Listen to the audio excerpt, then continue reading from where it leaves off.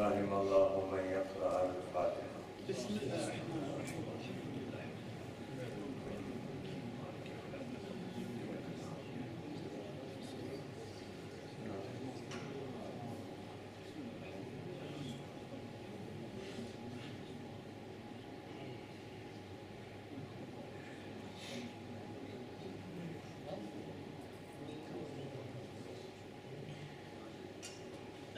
أعوذ بالله من الشيطان الرجيم.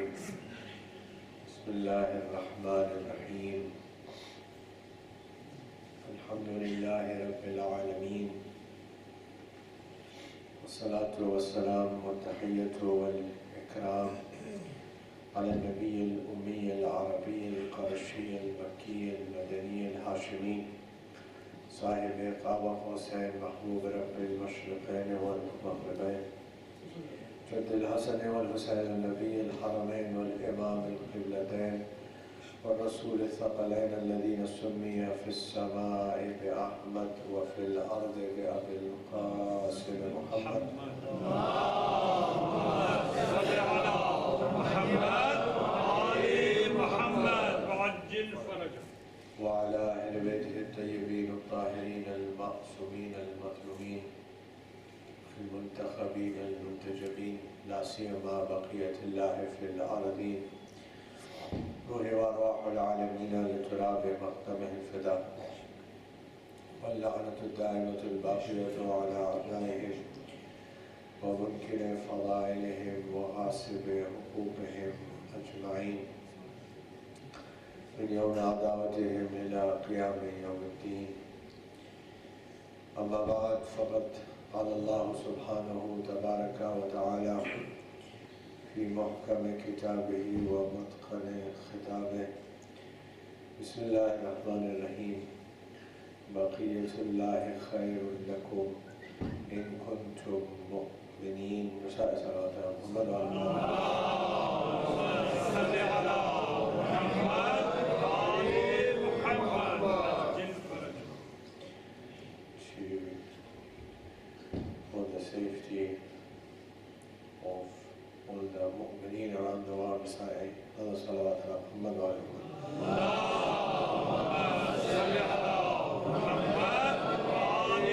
Muhammad. To hasten the reappearance of our awaited Imam reciting third now salawat ala Muhammad.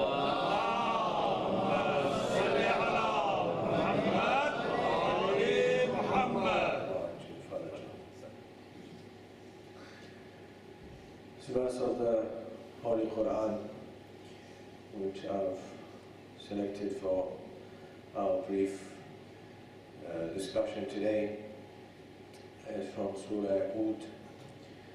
Allah subhanahu wa ta'ala, this part of the verse, verse number 86, says, Baqiyatullahi khayrun lakum. That which remains from Allah subhanahu wa ta'ala is better for you.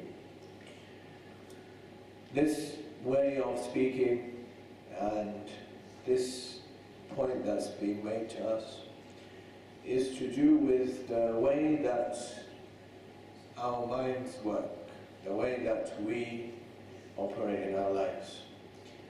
And that is that we only want something if it has some benefit in it for us. So Allah subhanahu wa ta'ala is saying that Baqiyatullah, that which remains from Allah subhanahu wa ta'ala, is better for you. Because I will always ask whenever I have to do something or I have to be given something, that's what is in it for me. Therefore Allah subhanahu wa ta'ala already says that this is better for you. But there's a condition. It is better for you, there's a condition. In kuntum mu'minin. If you are believers, then it's better for you.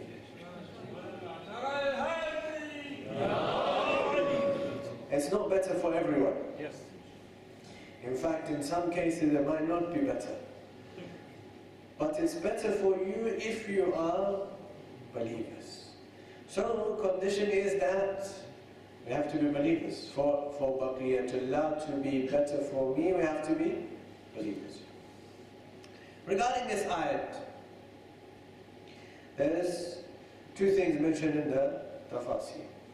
If you go to Surah Hud, you will find that this ayat is in the middle of a discussion about Hazrat Shu'aib. Hazrat Shu'aib was a notable prophet of Allah sent to the people of Madian. Today, Madian is a famous place. It's in Iraq. After the coming of Islam, many notable people were made the governor of that place, including Zafar and Salman al-Farsi, who are buried there today. So this is in the middle of discussion about Hazrat Shu'aib. But the tafsir mentions that one day Imam Muhammad al-Baqir alayhi salatu wasalam,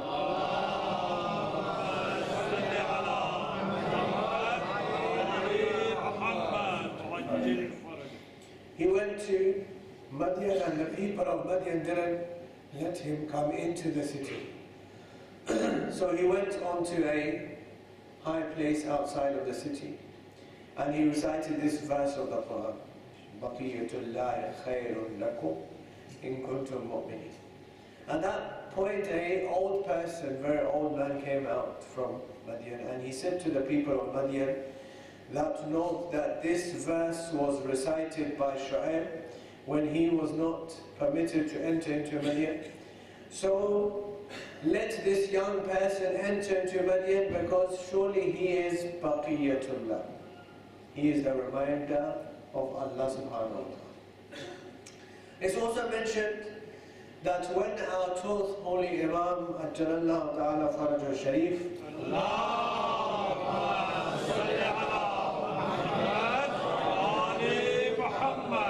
would reappear, when he would do his zuhud, then he would come to the holy Kaaba, and he would lean on the wall of Kaaba, and he would recite this verse. And then he would say, Ana Baqiyatullah. I am the reminder of Allah subhanahu wa ta'ala. And whosoever would reply to his call would come to him that day and say, Assalamu alayka ya Baqiyatullah.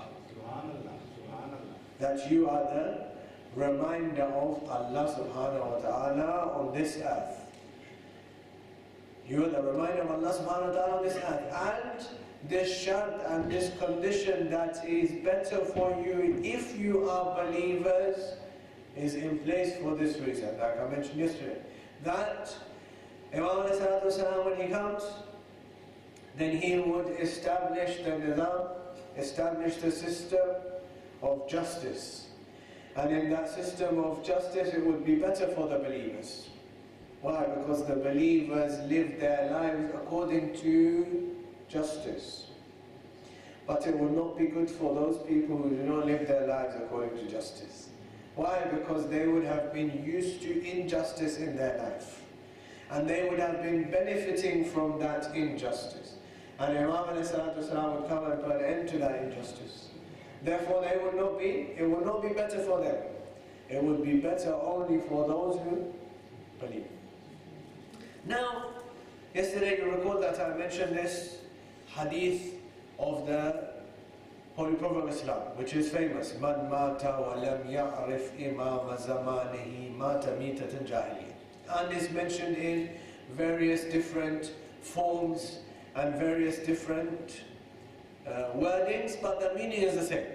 That you have to know the imam of your time. If you don't, it's as though you died the death of an unbeliever, of somebody who didn't believe. I mentioned that this hadith is so famous that one famous companion, son of famous companion, went to Abdul Malik ibn to do the bayat of Abdul Malik ibn Marwan to Hajjaj ibn Yusuf al-Thaqafi. That I mentioned yesterday. I mentioned this story from, or this riwayat, from Al-Ghadir, volume 10 of Al-Ghadir.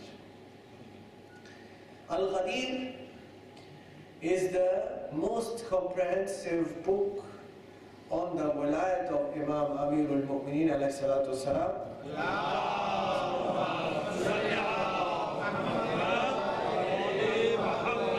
compiled by Allama al-Amini, rahmatullah.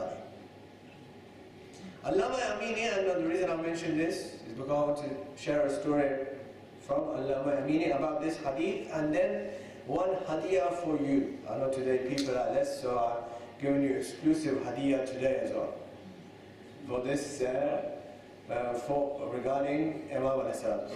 So first thing is regarding this hadith. One day, Allama al-Amini Ridwanullah ta'ala alayhi had gone for Hajj. And there when he came, some of the scholars of Ahl Sunnah who knew about him because of his book, this book, as I said, most comprehensive book on Walayat of Amirul Mu'mineen, 11 volumes, and Allama Amini himself mentions that in these 11 volumes, all of the rawayat that I mentioned, not a single one is from the books of Shia. All of them are from the books of other schools of thought. So it's famous that he's written a book from the books of other people from outside the school of Ahl Madrasa. Nobody has any replies or responses to this book up to this day. So they called him, they said, we invite you to have a meet for da'wat.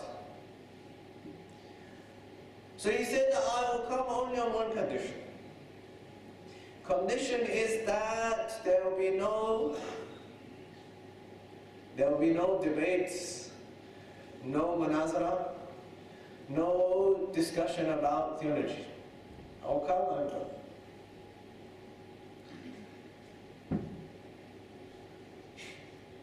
So he came, they had the meal, all the scholars were present there.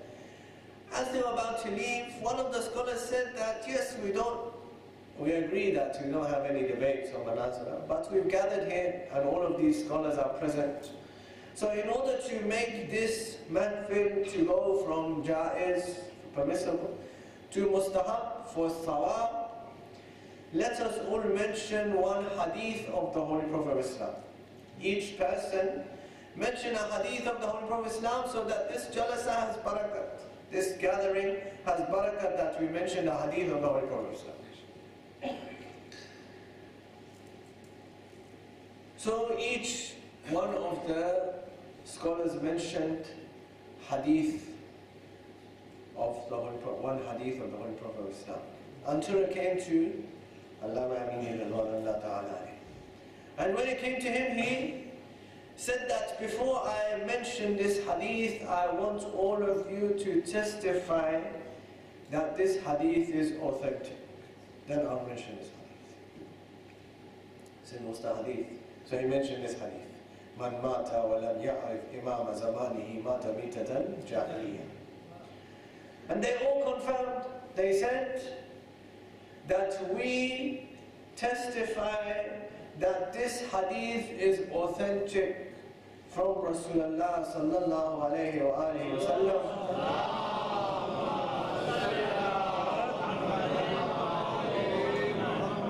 So Allama Amini Ridwanullah ta'ala says that in that case I have one question, no manazara and no debates, but one question. So they say, what's your question? He says, I want you to tell me who was the Imam of Hazrat Fatimah Zahra Salamullah.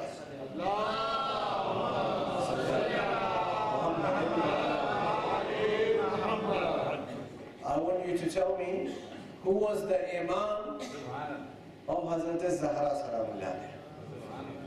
Because of course it's well known that Hazrat Zahra Salamullah did not do the bay'at of the rulers of her time, and not only that, she was not happy with them when she passed away.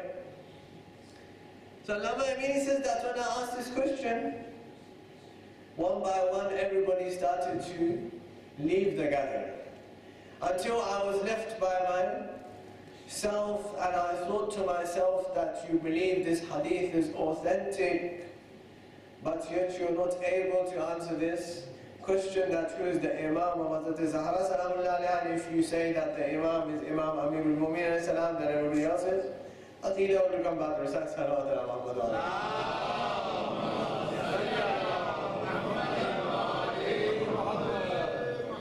Now hadiyah for today, for all of you that's come today. I know you're coming for on Tuesday night, and yesterday night, and today again. So hadiyah for all of you who made the effort to come tonight as well. Allama Amini Rizwanullah Ta'ala says that when I wrote the book Al-Ghadir, imagine, he says I wrote the book Al-Ghadir. The book is 11 volumes for 60 years. It was written 60 years ago. For 60 years nobody has been able to offer any response to the book. That's how amazing the book is. For this book, he visited libraries all around the Muslim world. He went to Africa and also to India to see the libraries and the books to gather the hadith to mention this book. To the extent that's mentioned that one day somebody came to him and said that you went to India to gather hadith, so tell us about the climate of India.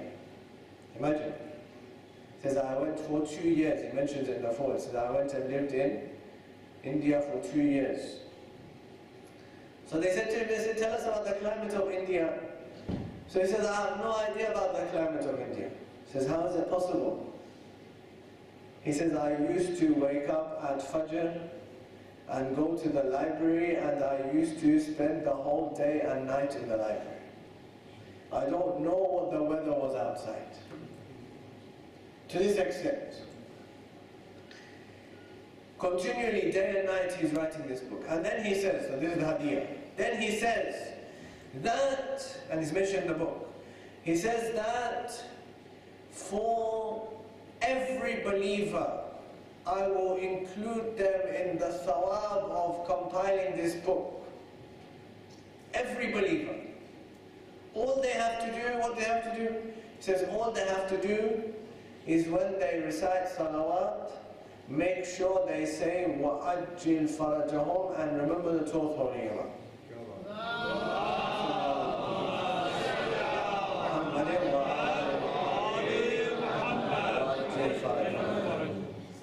He says, remember the 12th holy Imam, say وَأَجِّلْ فَرَجَهُمْ after salawat, I will include you in the thawab of writing this book. This is the hadith. So, every time we recite salat, remember the 12th holy Imam, recite this, and you will be included in the thawab of compiling this book. Now I'll share with you, very briefly, just before the time of salat is coming, a couple of advices regarding, some practical advices regarding the 12th holy Imam and his intidar. Recite salawat ala Muhammad.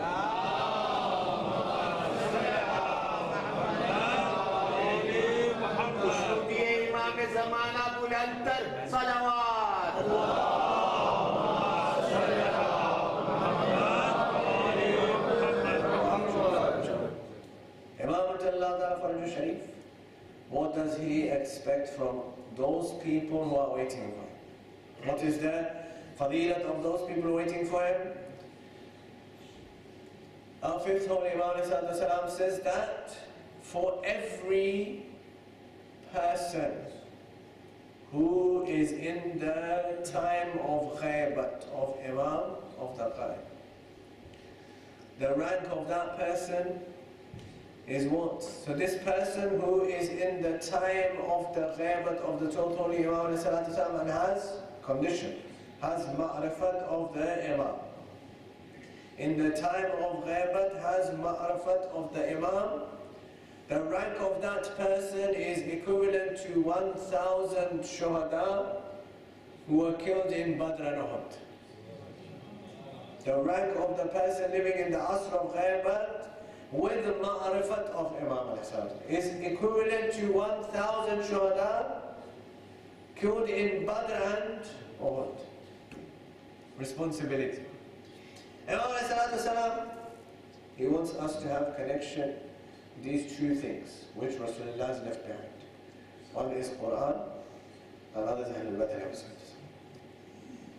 Right? How do you have connection with Quran? Connection with Quran is that IMI Hussainia tell us that try to recite at least 50 verses of Quran every day. 50 verses of Quran every day. If you want to time yourself, it's not going to take more than 30 minutes of your day. Nowadays it's easy. In the old days it used to be difficult. Nowadays it's easy. If you have struggle in recitation of Quran, just open YouTube and let the person recite, and you recite with that person. And with that you'll be able to recite with correct pronunciation. 50 verses, not more than 30 minutes a day. But, most important question. We all do acts of worship, but we're worried that when we do these acts of worship, are they going to be accepted or not? Right? And this worry is not a new worry. Even in the times of IMI Hussainia, people used to come and they say, Ya Rasulullah, we're doing this act of worship, but how do I know that it's accepted? Right? So this being accepted, doing act of worship is one stage. The next stage, or the kamal, or the perfection, is that I make sure that it's accepted. So I'm reciting this Quran, but how do I know that it's going to be accepted? So I'm giving you an insight into making sure that this recitation is accepted. Adil Ulama, Wayne Khurasani Hafidhullah, a few years ago, the occasion of 15th of Sha'ban, was delivering some lectures about Imam, and he mentioned this advice. So I'm giving it to you, but by way of idea. He says that if you want to make sure that your act of worship, and this is regarding the Holy Quran, but it can be about anything, is accepted, what should you do? So he says, when you recite this Quran, give it as a hadiyah, a gift to the 12th Holy Imam.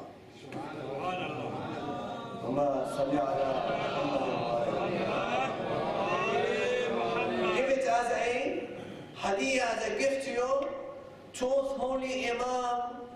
What will it do? It will go straight to the arsh. Not an angel would be able to reject that recitation.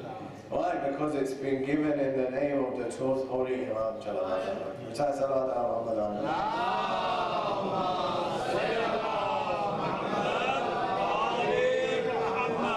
The other advice,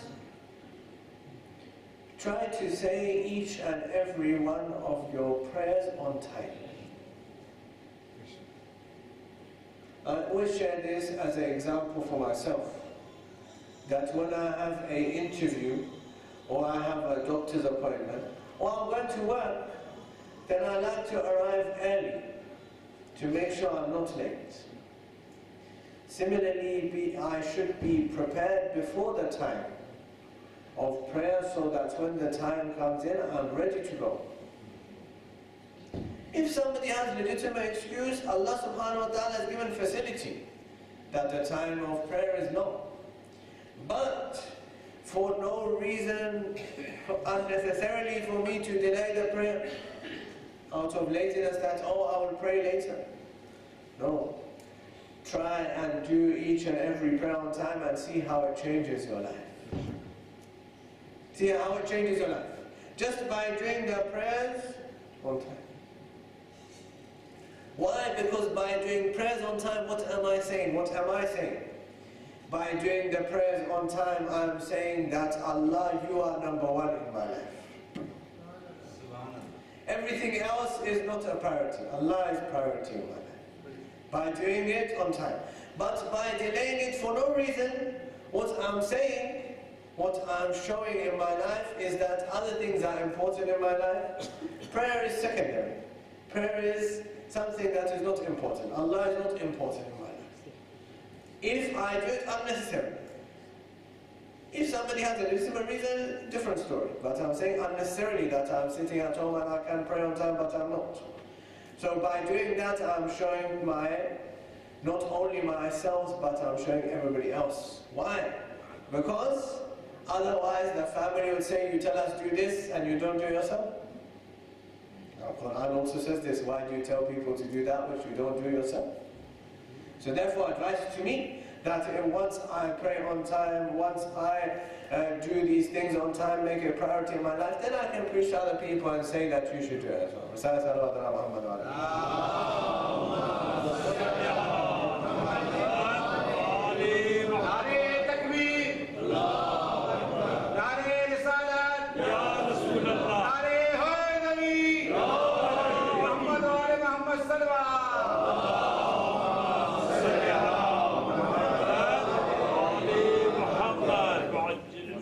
Second aspect, of course, not just Quran by itself, Quran with Ahlul-Bayt. That means that I have to go towards Ahlul-Bayt to find out the meaning of Quran, or how to live my life according to Quran.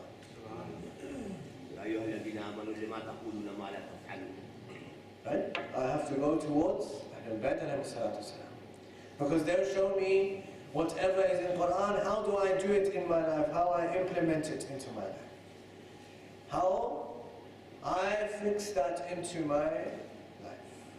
That is the important message from Allah. That in the time, in the asr of ghaybat, these are the things. Quran and Ahlul Bayt, everything else is not important. Quran and Ahlul Bayt are what would be the sources of finding out about the religion, about the line of religion, about how to inform myself of Islam. I'll conclude. The time of Salah is coming, and I'll conclude. And just a few words, because tonight is the Thursday night. We have to remember Imam Hussainia. Alhamdulillah, we're lucky that we have this Nari of Imam Hussainia in front of you. So only tasawwur is your shart, that you have to imagine that you are there in the presence of Imam Hussainia. To remember Imam Hussainia, this is only because otherwise, just to imagine what happened to Imam Hussainia, just imagine what happened to him, is sufficient for a person who has love for Imam Hussainia to connect with Imam Hussainia. Just to imagine. Not even have to say anything. अल्फाज का दोहराना मजबूरी है हमारी, वरना तसव्वुर शर्त है, सिर्फ तसव्वुर शर्त है कि इमाम सल्लल्लाहु सिर्फ एक जुमला सुनाता हूँ ताकि नमाज के वक्त के अंदर बात हो जाए। तमाम तर मुसीबतें, तमाम तर अज़ियतें, तकलीफ़ें गुजर जाने के बाद हुसैन अलैहिस्सलाम के ऊपर हर एक तरह की मुसीबत गुजर और आप दुनिया से चले, शहादत भी आपने पाई, शहादत के अजीम मर्तबे पर फायज हो। फिर दिन गुजर गया, रात आ गई। जब रात आ गई तो 30 घोड़ा सवारों को बुलाया उमर इब्न साद और कहा कि लाशों को पावर एक एक करके हर लाश का वारिस आता था और लाशें हटा लेता। आखिर में बस फर्जंद रसूल का लाश रह गया। और जुमला सुनिए और मजलिस तमाम आपके लिए दुआ। अज़ीज़ान मोहतरम, हम गिरिया करते हैं और सही गिरिया करते हैं कि फातिमा ज़हरा का के ऊपर दरवाजा गिरा, पहलू शिकस्ता हो गया, लेकिन एक पहलू ही पे तो गिरा था, सिर्फ पसलियां शिकस्ता हुई थी हुसैन अलैहिस्सलाम के लाशे के ऊपर घोड़े दौड़ाए गए कि लाशा रिजा रिजा हो गया। शहादत की सारी मुसीबत के बाद इस तरह से लाशे को चूरा चूरा कर दिया गया कि जब 13 मुहर्रम को आपके चौथे इमाम बएजाज करबला में वारिद हुए, बनी असद से कहा कि तमाम तर लाशें लेकर आओ। सब लाशों को गंज शहीदा में दफन कर दिया। आखिर में हुसैन अलैहिस्सलाम की कब्र को खोदा तो कहने लगे सब लोग पीछे हट जाओ। एक एक करके लाशा उठाया, टुकड़े आहिस्ता आहिस्ता उठा करके कब्र के अंदर रखे। उसके बाद सीने पर शहजादे को दफन किया और फिर कब्र على القوم الظالمين والصياعة والذين ظلموا الجبن قلبين ينقلبون إنا لله وإنا إليه